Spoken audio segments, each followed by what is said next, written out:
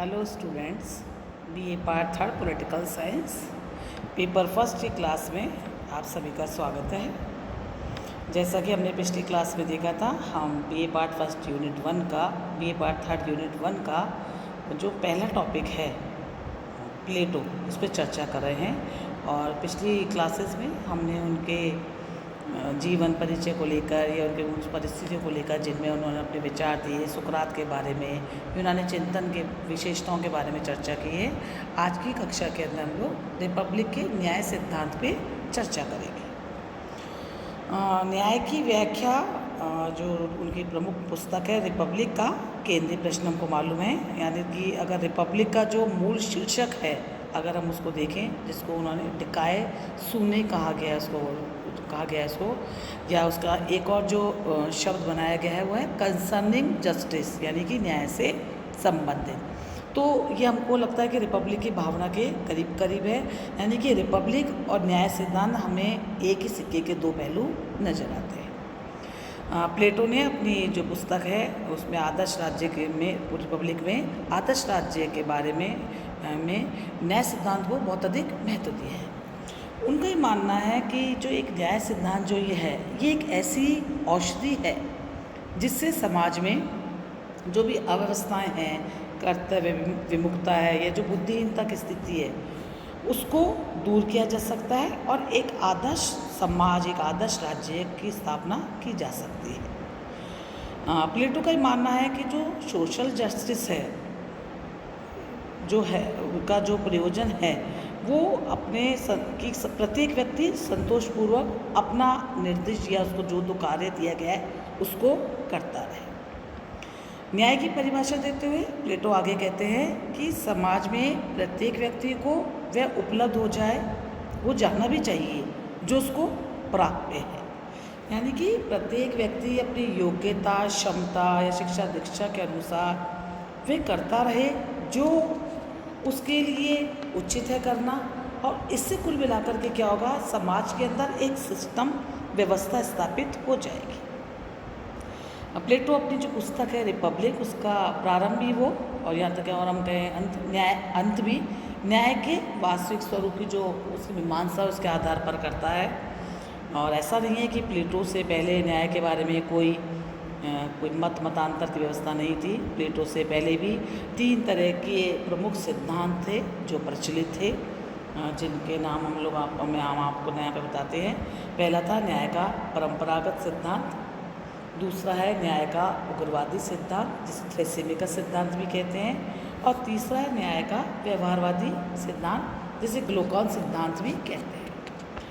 अब प्लेटो अपने समय से पूर्व जितने भी न्याय के संबंध में जो भी धारणा है, या ये तीनों जो सिद्धांत हैं परंपरावादी, उग्रवादी और व्यवहारवादी, इन तीनों को बड़े ही तार्किक ढंग से इनका खंडन करता है।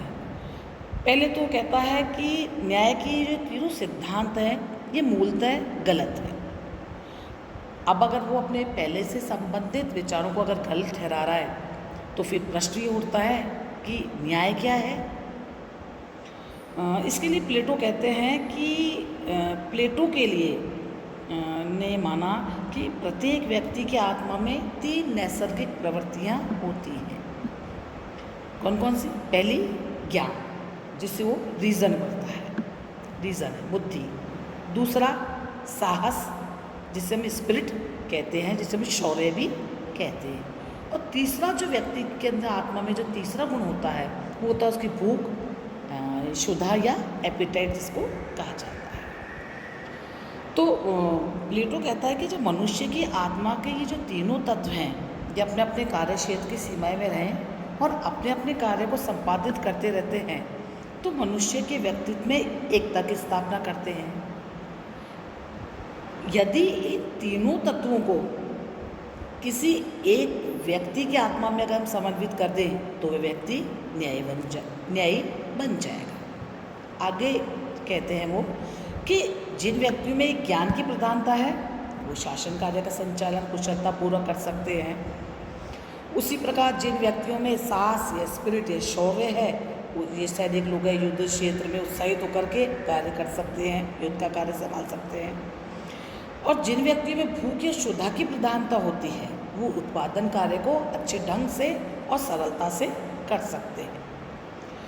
और इससे क्या होगा, अगर और ये तीनों वर्ग जो आत्मा के तीनों गुणों के आधार पर जो तीनों वर्ग हम जो देख रहे हैं, ये व्यक्ति जो बुद्धिमान शासक है, आसाद जो सैनिक हैं और जो उत्पादक वर्ग हैं, ये तीनों वर्ग अगर संतुलन से या अपने अपने कार्य को अगर अच्छे तरीके से करते हैं तो सोसाइटी के अंदर एक बैलेंस और समन्वय जन्म लेगा। और जब ये बैलेंस बन जाएगा तो यही आदर्श राज्य होगा। प्लेटो की मान्यता है आगे कि जब उत्पादक वर्ग है, सैनिक वर्ग हैं, शासक वर्ग हैं, ये तीनों वर्ग अपनी अपनी योग्यताओं के अनुसार अपने कार्य को करें और एक दूसरे के कार्यों में हस्तक्षेप ना करें तो संपूर्ण समाज में न्याय की स्थापना हो जाएगी। यहाँ प्लेटो दो बात कह रहा है, उसके लिए व्यक्तिगत न्याय और सामाजिक न्याय कोई दो अलग अलग स्थिति नहीं है, एक ही स्थिति है, क्योंकि उसके लिए व्यक्ति का जो व्यक्तिगत जीवन का जो विस्तार है वही सोसाइटी के अंदर सोसाइटी है। आगे हम जब आगे बढ़ते हैं तो हम देखते हैं कि प्लेटो अपने न्याय सिद्धांत की कुछ विशेषताएं निकल करके आती हैं हमारे सामने। पहली बात कि प्लेटो का जो न्याय सिद्धांत है या उसका जो भी न्याय की अवधारणा है वो कोई बाह्य जगत की वस्तु नहीं है, बल्कि आंतरिक स्थिति है, जहाँ वो कहता है कि ये तो मनुष्य की, व्यक्ति की आत्मा की इकोस की प्रतिध्वनि है, यानी कि ये आत्मा का एक विशेष गुण है जो अंदर से ही आएगा।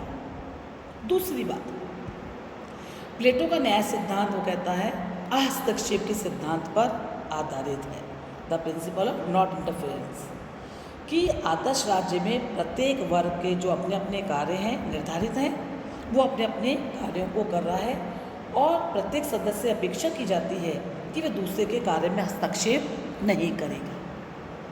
इसी से तीसरी विशेषता निकल करके आती है कि प्लेटो का जो न्याय सिद्धांत है ये विशेषीकरण का सिद्धांत है, मतलब स्पेशलाइजेशन ऑफ फंक्शंस का भी सिद्धांत है, क्योंकि मनुष्य की जो तीन प्रवृत्तियाँ उसने बताई है, ज्ञान, साहस और भूख, इन तीनों के आधार पर सोसाइटी में तीन वर्ग होंगे, शासक वर्ग, सैनिक वर्ग और उत्पादक वर्ग। अब तीनों व्यक्ति अपने विशिष्ट कार्य को सौंपते हुए अपनी अपनी विशेषता से करेंगे, तो ऑब्वियस है कि जब किसी कार्य विशेष में वो दक्षता प्राप्त करेंगे तो वो एक पूरी सोसाइटी के अंदर एक स्पेशलाइजेशन का ये विशेषीकृत व्यवस्थाओं की स्थापना भी होगी।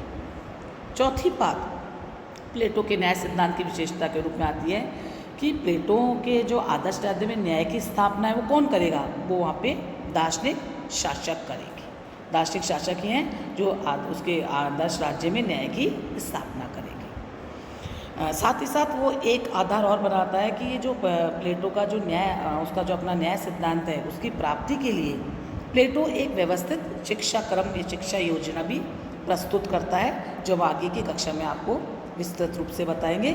और वो कहता है कि इसके अभाव में एक आदर्श राज्य की स्थापना नहीं हो सकती। तो कुल मिलाकर के हम ये देखते हैं कि जो न्याय का उसका सिद्धांत है, जो उसका रिपब्लिक का आधार स्तंभ है, और मैं तो कहती प्लेटो की जो सारी तर्क श्रृंखला है या जो भी उसका डायलेक्टिक सिस्टम है जो उसने सुकरात अपने गुरु से लिया है, उसका उद्देश्य न्याय के स्वरूप को प्राप्त करना, और न्याय के स्वरूप को प्राप्त बताने के लिए वो अपने अलग अलग पात्रों के द्वारा अपने उन मान्यताओं को निकलवाता है, फिर पुराने जो भी सिद्धांत प्रचलित है उनका खंडन करता है और वो अपने न्याय की मीमांसा को प्रस्तुत करता है। इसलिए हम ये भी कह सकते हैं कि जो प्लेटो की रिपब्लिक है वो न्याय मीमांसा का ग्रंथ भी उसको हम कह सकते हैं। और इस तरह से हम देखते हैं कि जो प्लेटो का न्याय सिद्धांत है, जहाँ वो कहता है कि प्रत्येक व्यक्ति अपनी योग्यता के अनुसार कार्य को करे, अपने विशेषीकृत रूप में करे, एक दूसरे के कार्यों में हस्तक्षेप ना करे। दार्शनिक शासक इस कार्य की व्यवस्था को, परिणति को जामा पहनाएंगे और इसको परिचालित करेंगे, और शिक्षा योजना के द्वारा इस कार्य को एक परिणति इसकी पूर्ण रूप से की जाएगी या इसको कार्य रूप दिया जाएगा, मुक्त रूप दिया जाएगा। प्लेटो का न्याय सिद्धांत इस प्रकार हम देखते हैं कि बड़ा संयम और संतुलित करते परिणय व्यवस्था का पक्षपाती है, जिसके माध्यम से वह सोसाइटी में और राज्य में एकता स्थापित करने का कार्य करता है। अगर हम कुल मिलाकर के देखें तो हम ये भी कह सकते हैं कि जो प्लेटो का न्याय सिद्धांत है वो एथेंस की जो प्रमुख समस्याएं हैं उन समय उनका एक प्रकार से उन समस्याओं का उत्तर वो देने का कार्य करता है। तो अगर आप इस तरह से देखें तो प्लेटो का जो न्याय सिद्धांत है ये आज के युग के लिए भी बहुत उपयोगी है, क्योंकि जिस प्रकार से हम देखते हैं कि विभिन्न व्यवसायों का जो विशेषीकरण है, जिन बात की बात कहता है और वो कहता है कि आज का युग जो है विशेषीकृत व्यवस्था का युग है। तो ये सिद्धांत जितना उस काल में उपयोगी था ये आज के जनतांत्रिक समाज में भी उतना ही उपयोगी है, क्योंकि इसके आधार पर ही प्लेटो ने उस समय भी समाज में समरसता, संतुलन और एकीकरण की स्थापना करना चाहिए, जो आज भी जनतंत्र के युग में भी उतनी ही उपयोगी है। अंत में बार करके शब्दों में अब ये कह सकते हैं कि जो प्लेटो की न्याय की जो अवधारणा है वो रिपब्लिक की आदर्शशिला है, और प्लेटो ने न्याय की अवधारणा पहले विकसित की है, और जब वो उसको एक मूर्त रूप या संस्थागत रूप देने लगा तो वह रिपब्लिक बन गई। इसलिए दूसरे शब्दों में हम ये भी कह सकते हैं कि यदि न्याय विचार है तो रिपब्लिक उसका संस्थागत स्वरूप है या उसकी मूर्त रूप आत्मा है। धन्यवाद। अगली कक्षा में हम लोग रिपब्लिक में जो उसने प्लेटो ने शिक्षा सिद्धांत के बारे में जो चर्चा करी है या जो शिक्षा योजना के बारे में जो बताया है हम उस पर चर्चा करेंगे। धन्यवाद। Thank you.